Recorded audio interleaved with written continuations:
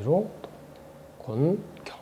그리고 이어서 하면 신, 그리고 건, 그리고 임, 그리고 개. 그럼 이제 앞쪽으로 내려오면 간. 이렇게 다 24개가 구성이 되어 있는데 앞에서 말씀드린 것처럼 천간이 12개인데 중앙을 나타내는 무기 이걸 빼보니까 8개밖에 쓸 수가 없으니까 화면에서 보시는 것처럼 8개에서 나타난 건곤간손. 이 건곤간손이 또 방위의 개념을 나타내고 있기 때문에 방위의 개념을 나타내는 것을 그대로 후천 8개 있는 걸 빌려다가 보시는 것처럼 24개의 방에다가 배치를 했는 겁니다. 그러면 붉은색으로 이 8개 모양을 사이사이에 끼워놨습니다. 다시 한번 화면을 보시면 3개씩 짝을 이루어 갖고요. 8개를 나타내고 있는 방위를 동북쪽에 있는 이렇게 간방, 그 다음에 동남쪽에 있는 손방, 그리고 이 곤방, 자 남서쪽에 있는 곤방, 그리고 북서쪽에 있는 건방. 이렇게 4개는 8개에서 빌려서 써갖고 예를 들어 임자계 정북쪽을 나타내는 북쪽, 그 다음에 동북쪽 축간인 이런 식으로 지금 방위를 8개를 만들어 놓은 그런 모양입니다.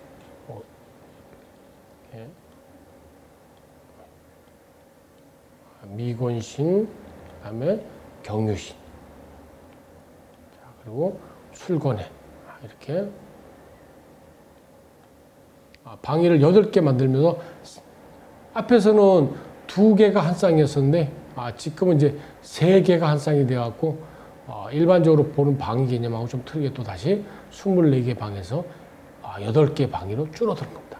그럼 이제 우리 양택 문화에서는 방위를 24개로 쓸 수도 있는데 일반적으로는 8개 방위, 8방위로 쓰고 있습니다. 그래서 앞에서 보셨는 뭐 8개 방위 내지는 8개라고 부자 되는 인테리어 또는 부자 되는 뭐 집터 고르기 이런 거 하실 때 이 8개 방위에 관련된 것들도 조금씩 연결돼서 나왔는데 이 양택 문화에서는 이 나침반 구조에 따라서 8개 방위를 쓰고 있습니다. 나는 8개 방위를 쓰고 있는 거를 이 동서남북 천간 지지에 따라서 배치하다 보면 이렇게 손쉽게 8개 방위 구하는 것을 아실 수가 있습니다. 그럼 다음 화면 한번 보시도록 하겠습니다.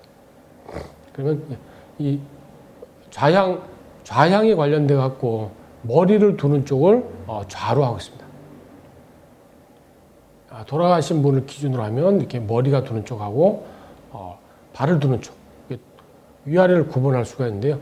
위쪽 머리가 두는 쪽을 이렇게 좌의 개념으로 이렇게 표시하고 그다음에 발을 두고 있는 쪽을 이렇게 향의 개념으로 표시하고 있습니다. 일반적으로 좌향이라고 얘기했을 때는 머리가 두는 쪽에 좌, 그다음에 다리가 두는 쪽에 향, 그런 의미로 부르고 있는 거고 일반적으로 우리 양택 문화에서는 집의 어떤 집을 얘기할 때는 주로 앞을 보고 있는 향, 이거를 이야기하고 있는 것 때문에 향을 어디를 보고 있는지를 물어보는 겁니다. 그러면 오른쪽에 그 집 그림을 보시면 양택 문화에서 주로 단독주택에서 앞을 바라보고 있는 지금 보시는 기와집 같은 이런 단독주택 문화에서는 앞을 보고 있는 쪽이 지금 향을 얘기하고 있는 거니까 이 앞쪽이 바라보고 있는 향이 무슨 향이냐 이런 걸 물어보는 겁니다. 그러면 이 남향이냐 그러면 남향이라는 것은 24방위로 얘기했을 때 앞에서 보시는 것처럼 말로자를 쓰고 있는 오방 그러면 오방은 정남쪽을 이야기한다는 것을 알 수가 있는 거죠. 그러면 방위 개념을 조금 더 구체적으로 한번 살펴보시면 다음 화면과 같습니다. 지금 보시는 것처럼 이 원으로 구성되는 것들 배우셨으니까 이 나경에서 나타나고 있는 24개 방위에 따라서 뒤에 있는 북쪽을 나타내고 있는 임자, 여기는 좌를 나타내는 거고요. 그 다음에 앞쪽에 있는 향, 자 여기는 병으로 향을 나타내고 있습니다. 그리고 이제 좌측에 있는 걸 보시면 향을 나타내는 거는 주로 이렇게 뭐 남향 이렇게 표현하는데 만약에 한문으로 써서 표현을 하면 그 남향을 나타내는 것이 병오향 이렇게 표현하는 거고요. 만약에 이제 뒤에 있는 자를 이야기하면 뒤에 있는 자는 당연히 뭐 좌좌 내지는 임자 이렇게 표현하면 이 한쪽 방향만 이야기할 수 있는 게 아니고 오른쪽 그 원구조에서 보시면 이렇게 임자라고 얘기하는 좌를 기준으로 해서 임자라고 얘기하면 당연히 앞에 쪽에는 보시는 것처럼 향이 이렇게 나오는 그러니까 임자, 병양 이렇게 되는 거죠.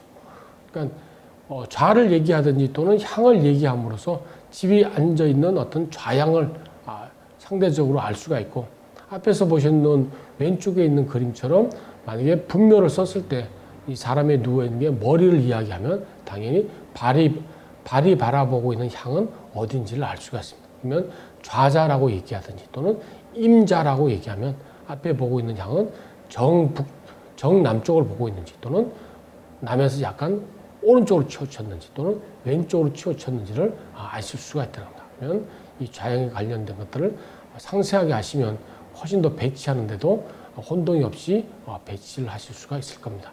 다음 화면을 보시도록 하겠습니다.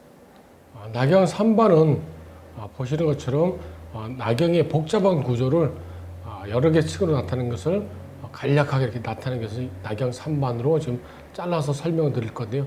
낙양 3반을 보시면서 낙양에 관련된 기본적인 구조를 한번 살펴보도록 하겠습니다.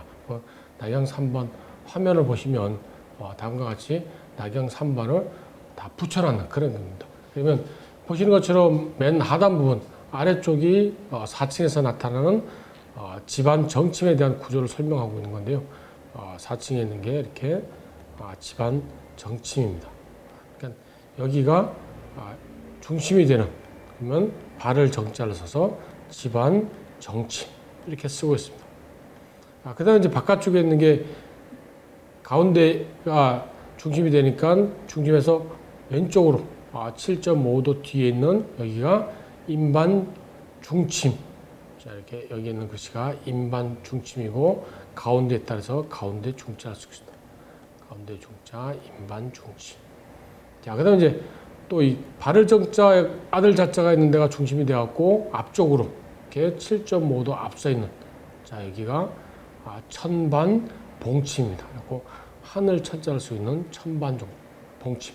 그러면 결과적으로 위에서부터 쭉 보면 앞쪽에 있는 게 하늘을 나타내고 있는 천.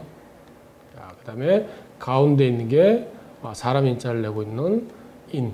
그리고 맨 밑에 부분이 땅을 나타내고 있는 지. 그래갖고 천지인으로 이 나침반 구조를 벌써 삼재에 따라서 만드는 것을 아실 수가 있고요. 그다음에 가운데 발을 정자로 쓰고 있는 4층에 있다는 집안 정침. 그는 가운데 있어갖고 기본적인 방향이라든지 기본적인 동서남북을 잴 때 사용을 하고, 그다음에 뒤에서 천천히 오고 있는 7.5도 뒤에 오고 있는 것은 어떻게 보면 음의 그런 것을 표시하고 있기 때문에 멀리 있는 산봉우리, 조용히 있는 산을 잴 때 쓰는 임반 중침입니다. 그리고 기준이 되는 정보다는 7.5도 앞서가고 있는, 여기는 빨리 움직이는 양의 기운을 가지고 있으니까 물을 잴 때 쓰는 천반 봉침. 그러면 좀 더 구체적인 것을 한번 살펴보시면 화면에 보시는 것처럼 1번은 집안 정침. 그래갖고 다른 말로는 내반이라고도 얘기하고요. 이렇게 내반. 그리고 조금 어려운 걸로는 음택으로 들어가면 어떤 산줄기를 잰다든지 이럴 때 많이 쓰는 거고요. 우리 양택에서는 자양 같은 거 이런 거 잴 때 쓰는 게 집안 정침입니다. 그러면 지금 보시는 것처럼 3반 구조에서 꼭 확인해 갖고 숙지하셔야 될 게 1번에 있는 집안 정침.